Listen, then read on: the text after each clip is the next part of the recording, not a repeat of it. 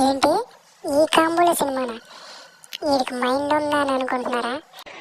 ఎవ్వడు కొడితే దిమ్మ తిరిగి మైండ్ బ్లాక్ అవుద్దో ఆడే పండుగాడు డైలాగ్ రాసిన పూరి అభిమానిగా పాండు గురించి మీకు ఆసక్తికర విషయం చెప్పబోతున్నా.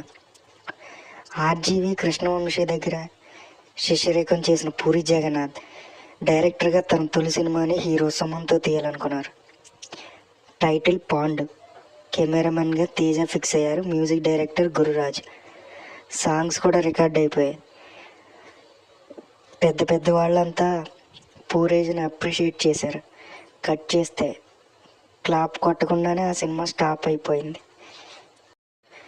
దీని తర్వాత పూరి జగన్నాథ్ మరో అగ్ర హీరోతో ఓ ప్రాజెక్ట్ ప్లాన్ చేశారు.